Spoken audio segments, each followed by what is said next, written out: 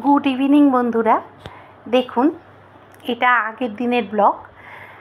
আমি আজকের রবিবার আর শনিবারের এটা ব্লগটা যাচ্ছে। বিকেল থেকে শুরু করেছি, মানে একটু সন্ধ্যের পর থেকে শুরু করেছি। এটা দেখুন, সব মাসকাবাড়িগুলো সব মুছে মুছে রেখে দেওয়া ছিল, সেগুলোকে আমি সব ভরে ভরে রেখে দিচ্ছি। আর যে কন্টেনারগুলোতে রাখি সেগুলোকে আমি বের করে দেবো, আমাদের যে কাজের দিদি সে মেজে দেবে। আর অন্য জায়গায় শিফট করে দিচ্ছি, এগুলো মানে ভরে রেখে দিচ্ছি। দেখুন পরিষ্কার জায়গা, আর যেগুলোতে থাকে সেগুলোকে আমি বের করে দেবো। যাই হোক, এবারে দেখুন চিনির কন্টেনারটা, এবার চিনিটা ঢেলে রাখবো, তো তার আগে মুছে রাখছি। কারণ একটু যদি জল বা কিছু লেগে থাকে সেটাতে চিনিটা ঢেলে রাখলে রসে যাবে, তাই জন্য একটু চিনিটাকে ঢেলে আমি রেখে দিলাম। আর চিনির মধ্যে অনেক দেখবেন ছোট ছোট এই কুটি কাটা অনেক সময় থাকে, সেগুলোকে ফেলে ফেলে পরিষ্কার করে রাখলাম। আর নুনের কৌটোটাও বের করে রাখলাম। আর দেখুন এই যে সাফোলা আমাদের আসে কোলেস্ট্রলের জন্য, এটা আসে, এই সাদা তেলটা আমরা ব্যবহার করি, তাই এটাকেই আমরা তুলে রাখলাম। আর এই তেল সর্ষের তেল, এটা হচ্ছে ঘানির তেল, তাই জন্যে এটা আর দেখানোর কিছু প্রয়োজন মনে করলাম না বলে তুলে রাখলাম। কাশ্মীরি লঙ্কাটা আমার লাগে প্রতিদিনই, সেটাও তুলে রাখলাম আর একটা বের করে রেখে দিলাম। তারপরে দেখুন এই আরও মাসকাবারির টুকটাক এগুলো আগের বারের জন্য রেখে দিয়েছিলাম, সেগুলোকেও গুছিয়ে নিচ্ছি, জায়গার জিনিস জায়গায় রেখে দেবো। কৌটোতে সব ঢেলে ঢেলে রেখে দিচ্ছি কন্টেনারগুলোয়। আর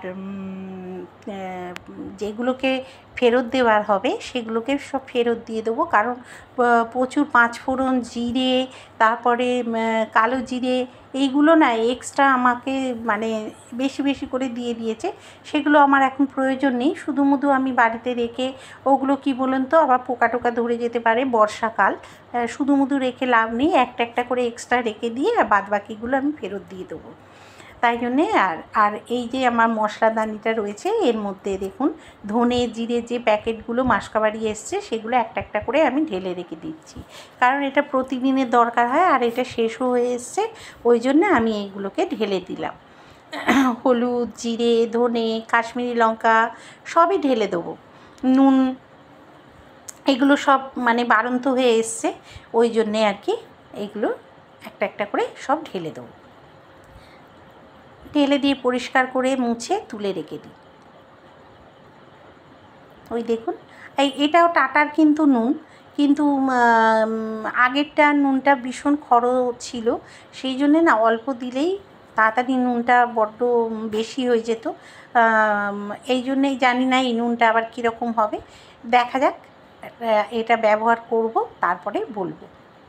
তবে আজকে ব্যবহার করেছিলাম, খুব খারাপ হয়নি, ঠিকই আছে। এটা যে খুব মানে তা নয়। এই যে দেখেছেন এক্সট্রা অনেক কটা মাসকাবারির মানে দিয়ে দিয়েছে পাঠিয়ে, এগুলো আমার কর্তাকে দিয়ে সব ফেরত দিয়ে দেবো, দিয়ে একটা এক্সট্রা তেল আনিয়ে রেখে দেবো, যেটা পরে কাজে লেগে যাবে। আর এটা আমি তুলে সরিয়ে রাখছি, আমার কর্তা একটু বাদে বাজার যাবে, সেইগুলো সব নিয়ে চলে যাবে, দেখছেন। আর এই যে মশলা যেগুলো প্যাকেট কেটেছিলাম এইগুলোকে ডাস্টবিনে দিয়ে দিচ্ছি, পরিষ্কার করে নেবো জায়গাটা। হ্যাঁ, আর এগুলো দেখুন যদি আপনি মানে ফেলে রেখে দেন না, এখানে দেখবেন আরশোলা, নানা রকম ছোটো ছোটো পোকার উৎপাত হয়। তারপরেই দেখুন চলে এলাম গরম মশলা রেডি করতে। গরম মশলা একদম শেষের দিকে ছিল, এই গরম মশলাটা আমি পুরনোটা নিয়ে নেব যে কটা ছিল, আর নতুন যে প্যাকেটটা এনেছে সেই প্যাকেটের কিছুটা তুলে রেখে দেবো। আর যে গরম মশলাগুলো মানে দারচিনি এগুলো বড় বড় আছে, সেগুলো দেখুন আমি এতে কী বলে হামানদিস্তাতে আমি ভেঙে নিচ্ছি, কারণ এগুলো কাঁটায় পড়লে মিক্সির যদি কাঁটায় পড়ে তাহলে এটা ভেঙে যেতে পারে, এই জন্যে। এখানে দেখুন সেই গরম মশলাগুলো আমি ঢেলে দিলাম, কেন গরম মশলাটা রেডি করতে হবে। এখানে দেখুন সাজিরে, দারচিনি, লবঙ্গ, সামরিচ, এইসব নানা রকম ছোটো এলাচ টেলাচ সব রকম দেওয়া আছে, দিয়ে আর আমি এটাকে গরম করে নিচ্ছি, একটু ফ্রাই প্যানে গরম করে নিয়ে আমি মিক্সিতে করে রেখে দেবো, কারণ পরের দিন আবার এটা আমার কাজে লাগবে। কারণ দেখুন, গরম মশলা ছাড়াও অনেক রান্না ইনকমপ্লিট থেকে যায়, যেগুলো হয় না, আর আমি এই গরম মশলাটা খুব প্রেফার করি। দেখুন বন্ধুরা, এখানে গরম মশলাটাকে আমি ভালো করে নাড়াচাড়া করে নিচ্ছি, মোটামুটি গরম হয়ে গেছে। এবার আমি মিক্সিতে করে জায়ফল, জয়িত্রী, এগুলো বুঝেছেন, ওই যে জায়ফল, তারপর জয়িত্রী, এগুলো আপনাদের দেখানো হয়নি বলে ওগুলো দেখিয়ে নিলাম একবার। আর দারচিনি, ছোটো এলাচ, এইগুলো দেওয়া আছে, দিয়ে একটু নাড়াচাড়া করে গরম করে নিয়েছি। এবার একটা কাগজের ওপর ঢেলে রাখবো, তারপরে আমি ঠান্ডা হলে মিক্সিতে দেবো। গরম অবস্থায় কখনোই মিক্সিতে দেবেন না, যারা জানেন না তাদের জন্য বলে দিলাম। আর জিরে, আর একটা মশলা বানাবো, আর একটা মশলা বানাবো, সেটা হচ্ছে তেজপাতা, শুকনো লঙ্কা দিয়ে। এখানে আর একটা মশলা বানিয়ে নিচ্ছি, দেখুন, তেজপাতা, শুকনো লঙ্কা আর জিরে। এটাও খুব ভালো একটা মশলা, এটা যে কোনো আপনি তরকারিতেই দিতে পারেন, খুব ভালো টেস্ট হয়। আর মানে কি বলুন তো, আমি এগুলো করে রেখে দিই একেবারে মাসকাবারি হিসেবে। আমার যতদিন যাবে, 15 দিন 20 দিন যায়, আবার আমি তৈরি করে নিই। ওই জন্য আমি জিরে টিরেগুলো বেশি করে একটু আনিয়ে রাখি, যাতে আমি আবার এইগুলোকে করে রাখতে পারি। আর জিরে ধনের প্যাকেটও নিয়ে আসি, যেটা এগুলো না থাকলে অনেক সময় ওইগুলো দিয়ে কাজ করে নিই। সব সময় আবার এইগুলো সব তরকারিতে তো যাবে না, এই হিসেবে আর কি করি না। এগুলো মাছের ঝোল বলুন বা ঘুগনিতে বলুন, খুব ভালো যায়। এখানে দেখুন মিক্সিটার আরেকটা টিপস দিচ্ছি। দেখুন, আমি বিয়ে বাড়ি থেকে অনেক সময় টিস্যু পেপার নিয়ে আমরা হাতে করে আসি, ঠিক কথাই, সেই টিস্যু পেপারগুলো অনেকে রেখে দিয়ে জমিয়ে রাখে, যদিও বা আমার দরকার পড়ে না। আমার টিস্যু পেপার আমি মাসকাবারি কিনেই রাখি। ওই টিস্যু পেপারটা দিয়ে কি করছি আপনারা দেখুন। দেখুন, এই টিস্যু পেপারগুলো দিয়ে, ফেলে না দিয়ে, অনেক সময় আমরা ফেলে দিই, সেগুলো দিয়ে আমরা করি কি, এইটা করতে পারি। দেখুন, মিক্সির ভেতরে ভালো করে মুছে নিতে পারি। মুছে নিলে হয় কি, যে ভেতরে যে স্মেলটা আছে, বাজে একটা মাঝে মধ্যে গন্ধ আসে পেঁয়াজ রসুনের, সেইটা কিন্তু আর থাকে না, সেটা কিন্তু পরিষ্কার করলে উঠে যায়। তারপরে দেখুন বন্ধুরা, একটা একটা করে কিন্তু আমি সব মশলাগুলোকে আমি গুঁড়ো করে নিচ্ছি। দেখুন, খুব ভালোভাবে গুঁড়ো করে নিতে হবে। এটা হচ্ছে জিরে, তারপর তেজপাতা আর শুকনো লঙ্কা, যেটাকে আমি ভেজে রেখেছিলাম, সেইটা আমি গুঁড়ো করে নিলাম। এটা আবার একটা কন্টেনারে ঢেলে রাখবো। আর একটা তেজপাতা এখনও যেহেতু হয়নি, সেহেতু ওটা আরেকবার করে ঘুরিয়ে নিচ্ছি। আপনারা ওটা খেয়াল রাখবেন যে পুরো ডাস্ট হয়েছে কি না। দেখুন, এবার দেখুন পুরো ডাস্ট হয়ে গেছে। এবার আমি খবরের কাগজের ওপর ঢেলে রাখছি। এটা আর একটা হচ্ছে করে নেবো, যেটা হচ্ছে গরম মশলা। এটা একটা পেস্ট হয়ে গেল, পেস্ট না, গুঁড়ো করে নিলাম। এর পরেরটা আর একটা করবো। এরপরে দেখুন, গরম মশলাটাকে আমি পেস্টও বানিয়ে নিচ্ছি, মানে গুঁড়ো করে নিচ্ছি। এটাও আমি মাসকাবারের জন্য একেবারে ঢেলে রাখছি, বেশি করে করে রাখি, যাতে আমার দ্বিতীয়বার না করতে হয়, তার জন্যে। আর এটাকেও করে আমি ভালো করে মিক্সিটাকে মুছে রেখে দেবো, কারণ এগুলো গুঁড়ো টুড়ো পড়বে, তাই জন্যে।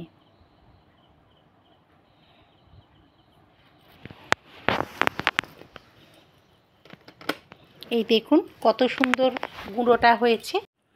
সব গুঁড়ো করে নেওয়ার পরে দেখুন, আর একটা টিপস, ভালো করে যদি আমরা মিক্সিটাকে প্রতিদিন যখনই আমরা বাটনাগুলো করে নেব, তখনই যদি আমরা মিক্সিটাকে ভালো করে পরিষ্কার করে নিতে পারি, তাহলে কিন্তু মিক্সিটা নোংরা হয়। কটা টিপস আপনাদের সঙ্গে শেয়ার করি বন্ধুরা, যদি আপনাদের কাজে লাগে তাহলে খুব আপনারাও উপকৃত হবেন। আমি তো হয়েছি, তাই আপনাদের দেখাচ্ছি। এই দেখুন, চায়ের কাপগুলো ভালো করে ধুয়ে নিচ্ছি, চা যাতে না লেগে থাকে। আর এগুলো স্টিলেরও, খুব ভালো পরিষ্কার হয়, আমি তো করি, আমার খুব ভালো কাজ হয়। এর মধ্যে দিয়ে দেবো ভিনিগার আর ভিম লিকুইড। এবারে দেখুন, ওই যে নরম স্কচ ব্রাইট হলেই চলবে, খড়খড়ে স্কচ ব্রাইট নেবেন না, তা না তো কাপে দাগ লেগে যাবে, তাই জন্যে নরম দেখে যেটা থাকবে সেই জিনিসটাই নেবেন। স্কচ ব্রাইট দিয়ে এর মধ্যে ভিনিগার দিয়ে দিয়েছি আর ভিম লিকুইড দিয়ে দিয়েছি। দিয়ে আপনারা চাইলে লেবুও ভিনিগারের জায়গায় ব্যবহার করতে পারেন। আমার কাছে ভিনিগার ছিল তাই আমি ভিনিগারটাই ব্যবহার করেছি। আর কাপগুলো ওই ভিনিগার আর ভিম লিকুইড দিয়ে ভালো করে মেজে নিচ্ছি। কাঁচের কাপ বলুন বা এমনি সাদা যে কাপগুলো কড়ির হয় সেইগুলোও ব্যবহার মানে মাজতে পারেন। সেগুলো আমি এগুলো নিত্য ব্যবহার করি, সেই জন্যে এই যে চায়ের একটা কষ পড়ে যায় সেইগুলোকে ভালো করে মেজে নিলে দেখবেন আপনাদের সামনেই দেখাবো যে কীরকম পরিষ্কারটা হয়েছে। আপনারাও ট্রাই করে দেখতে পারেন, উপকৃত হতে পারেন। আমি হয়েছি তাই আপনাদেরকেও দেখাচ্ছি। আর স্টিলের বাসনও দেখবেন চকচক চকচক করছে। এই ভিম লিকুইডের মধ্যে যদি আপনারা ওই মিশিয়ে রেখে দিতে পারেন জলের সঙ্গে ভিম লিকুইড আর হচ্ছে ভিনিগার, 2 চামচের মতো ভিনিগার মিশিয়ে আর রেখে দিতে পারেন, এবং প্রতিদিন যদি আপনারা বাসনের সঙ্গে এইটা মাজেন দেখবেন স্টিলের বাসন থেকে শুরু করে এই কাঁচের বাসন বা কড়ির বাসন যেগুলো প্রত্যেকটা চকচক চকচক করবে। এমনকি আপনি যে গ্যাসটাও যেটা মাজেন মানে মোছেন সেটাও আপনি এটা দিয়ে ব্যবহার করতে পারবেন, তাহলে দেখবেন খুব পরিষ্কার হয়ে যাবে। এটা দেখবেন কলের আমি মুখ টুক বেসিন টেসিন সব আমি পরিষ্কার করব, আপনাদের সামনেই দেখাবো পরীক্ষামূলক, আর দেখে নিতে পারবেন। এইগুলো আমি সব ঘষে পরিষ্কার করে নিচ্ছি, দেখবেন চকচক চকচক করবে। যারা জানেন না তাদের জন্যই এটা আমি টিপসটা দিলাম, আর যারা জানেন তারা তো প্রতিদিনই করেন, তাদের জন্য তো এটা নয়। আর দেখে নিন তবু যারা জানেন না তাদের জন্য আমি এটা বলে দিচ্ছি। আমার বয়সের অভিজ্ঞতা দিয়েই আমি এটা করি, তাই আপনাদের বলে দিলাম। আর যদি আপনাদের কোনোখানে উপকার লাগে তাহলে লাইক শেয়ার কমেন্ট আর সাবস্ক্রাইব করবেন নতুন যারা যেতে যেতে, ঠিক আছে? আর চ্যানেলটা দেখতে থাকবেন। এবার দেখুন বন্ধুরা, আপনাদের সামনেই দেখাচ্ছি কত সুন্দর পরিষ্কার হয়েছে, চকচক করছে, দেখেছেন কাপগুলো? এইভাবে আপনারা ট্রাই করে দেখতে পারেন, উপকৃতই হবেন আশা করছি। তা দেখুন ডিশগুলো কত চকচক করছে, আর কাপগুলোও দেখুন ছাঁক। এখানে দেখুন বন্ধুরা, আমি তো আপনাদের সামনেই তো দেখাচ্ছি সেই পুরনো যে কাপটা অনেক দিনের ছিল সেই কাপটাও দেখুন। আর এই যে দেয়ালগুলোও দেখুন কত পরিষ্কার হয়ে গেছে, আর কলটাও দেখুন কত সুন্দর পরিষ্কার হয়ে গেল। আর এটা জংয়ের দাগ, এটা অনেক দিনের দাগ, এটা উঠতে চায় না। এটা আমি অনেক চেষ্টা করেছি কিন্তু তুলতে পারিনি। যাই হোক, ওটা কোনো সমস্যা আছে হয়তো, ওটা বাতিলও দিতে হবে। আর দেখুন ট্রেগুলো আর কি পরিষ্কার করব, ওটা তো ধুয়ে রেখে দিলাম। আর কাপগুলো দেখে নিন কত সুন্দর পরিষ্কার হয়েছে। এইভাবে আপনারা ট্রাই করে দেখতে পারেন বন্ধুরা, তাহলে আপনারা ভালো উপকৃত হবেন। দেখুন চকচক করছে নাকি? আমার নিজেরই কি ভালো লাগছে, আপনাদের তো ভালো লাগারই উচিত। তা যদি ভালো লাগে অবশ্যই আমাকে মতামত একটু জানাবেন, তাহলে আমি খুব আনন্দ পাবো। আর আপনাদেরও ভালো লাগছে কি না সেটা আমিও বুঝতে পারবো। দেখুন বেসিনটাও কত সুন্দর পরিষ্কার হয়ে গেল। রাতের বেলায় দেখুন আমাদের আলু পটলের ডালনা হচ্ছে। আলু পটলের ডালনার মধ্যে দেখুন সব রকম মশলা আমি দিয়ে দিয়েছি, নুন, কাশ্মীরি লঙ্কা, হলুদ, জিরে, ধনে সব রকম দিয়ে দিয়েছি, নুন মিষ্টি সবই দিয়ে দিয়েছি। দিয়ে একেবারে নাড়াচাড়া করে আমি এটা রাত্রিরে আমাদের রুটির সঙ্গে হবে, খাওয়া হবে, তাই জন্যে এটা আমি করে রাখছি। করে রেখে এটা একটু জল দিয়ে দেবো, দিয়ে একটু দেখুন এটাতে কিন্তু পটলটাকে আমি আগেই কিন্তু একটু ভাজা ভাজা করে নিয়েছি। করে নিয়ে পটলটা নরম হতে তারপর আলুটা আমি ছেড়েছিলাম, একসঙ্গে কিন্তু দিইনি। আর ওদিকে নাতনির বোতলটাকেও ফুটিয়ে নিচ্ছি। আর এদিকে দেখুন এই গরম জল আজকের আর হয়ে ওঠেনি, সেটা আর দেওয়া হলো না বোধহয়, আর সেই জন্যে আমি ঠান্ডা জলই দেবো। আর এদিকে দেখুন কুমড়ো আলুটা কেটে রেখেছি পরের দিনের জন্য, যাতে পরের দিন সকালবেলা সুবিধে হয়। আর এখানে আমও কেটে রেখেছি, আমটা হচ্ছে রাত্রিরে, আর কুমড়ো আলুটা হচ্ছে পরের দিনের জন্য কুটে রাখা। আর এই যে ছোলা একটু ভিজিয়ে রাখবো, ওই যে আলু আর কুমড়োর মধ্যে দেওয়ার জন্যে, কালকে সকালে আবার কাজে লেগে যাবে। তাহলে দেখুন ডালনার কালারটাও বেশ সুন্দর হচ্ছে। এটা দিয়ে আমরা রুটি খেয়েছিলাম, খুব ভালো খেতে হয়েছিল। তাহলে দেখুন এগুলোও সব মুছে টুছে পরিষ্কার করে নিচ্ছি, আবার আর একবার মুছবো রাত্রিরে শোবার সময়। আমাদের গ্যাস অনেকবার মুছে পরিষ্কার রান্নাঘর করা হয়, তার জন্যে আমাদের কোনো রকম পোকামাকড় হয় না। আর এই যে মেশিন অফ করে দিলাম, আর যতটা এইগুলো সব সরিয়ে রেখে দিচ্ছি, এইগুলো রাত্রিরে সব সরিয়ে যেখানে জিনিস সেখানে রেখে দেবো। এবার চলুন তাহলে ঘরের দিকে একটু যাব, লাইটগুলো অফ করে দিয়ে একটা আলো জ্বলুক। আর এদিকে গুড মর্নিং বন্ধুরা। আজকে ঠাকুর পুজো দিয়ে স্টার্ট করলাম, কারণ আজকে জগন্নাথের পুজো। এই যে এখানে আমার জগন্নাথ সেজেছে, এই দেখুন কিরকম লাগছে। এটা আমার পাথরের। আর জগন্নাথের আজকে রথযাত্রা, সেই উপলক্ষে আমার নাতনির রথ সাজানো হয়েছে, আরও সাজবে। সেটা একেবারে ফাইনাল লুকটা আপনাদের পরে দেখাবো। এখন এটা দেখুন, ঠাকুরকে পুজো দেওয়া হয়েছে আর আমি চা নিয়ে বসে গেছি। এই যে চা আর বিস্কুট। ওদিকে মৌ রান্নাঘরে ঢুকেছে। এই যে এইখানে হচ্ছে মাছের ঝোল হচ্ছে, ওদের আমার ছেলে আর নাতনির জন্য হচ্ছে, আমরা খাবো নিরামিষ, ভাতে ভাত। তাহলে সাক্ষাতে বলি সুপ্রভাত বন্ধুরা। শাশ্বতীস ডেলি ব্লগে আপনাদের সবাইকে জানাই স্বাগত। কাল থেকে ব্লগটা স্টার্ট হয়েছে, চলছে, দেখতে থাকুন। তাহলে বেশি দেখাবো না, অল্প বিস্তর দেখিয়ে ছেড়ে দেবো। আর রথযাত্রার যে আপনার রথ সাজানো এইগুলো আমি রাত্রিরে ওটা দেখাবো, দেখিয়ে তারপরে আপনাদেরকে পোস্ট করে দেবো। কীরকম লাগে অবশ্যই জানাবেন। ছোট বাচ্চার রথ বলে কথা, সেটা একটা মতামতে জানালে আমি খুব আনন্দ পাবো। ঠিক আছে, তাহলে ব্লগটা দেখতে থাকুন। কতটা কি দেখাতে পারি সেটার উপর নির্ভর করছে। আর তাহলে আমি চাটা খেয়ে নিই আর দেখতে থাকুন তাহলে ব্লগটা, আশা করছি ভালো লাগবে।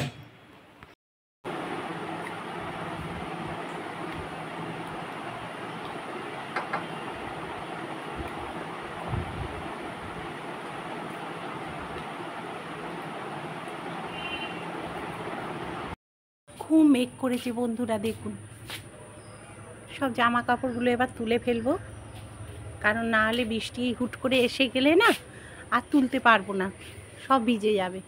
অনেক জামা কাপড়, ঠিক আছে তুলে নিই। খুব মেঘ করেছে দেখুন।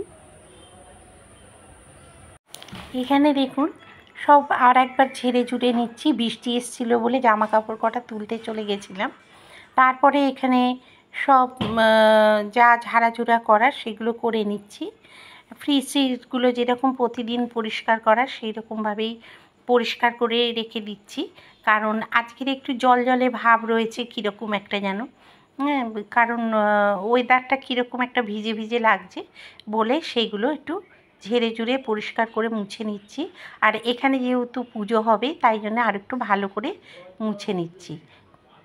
দেখুন ডাইনিং টেবিলটাও পরিষ্কার করে নিচ্ছি। তারপরে যেরকম নিত্যদিনের কাজ, এগুলো না পরিষ্কার করলে আমার যেন মনে হয় অপরিষ্কার হয়ে রইল। তাই জন্য এগুলো একটু প্রতিদিনই একটু হাত করে নিই, যাতে পরিষ্কার দেখতে লাগে। কাঁচের জিনিস তো যত পরিষ্কার রাখা যায় ততই দেখতে ভালো লাগে। আর এই যে টিভি, তারপরে এইগুলো প্রতিদিন যেহেতু জিনিসগুলো রাখা হয় তাই জন্যে না ঘেঁটে ঘুঁটে একসা হয়ে যায়। ওই জন্যে আবার সেগুলোকে, বড়রাই তো বাচ্চা হয়ে যায় না, বুঝতেই তো পারেন সবার বাড়িতেই হয়। তাই জন্যে এইগুলোকে আবার ঠিক করে গুছিয়ে গাছিয়ে রাখতে হয়। আর এই ধুলো টুলো প্রতিদিন পরে সেগুলোকে মুছে নিচ্ছি।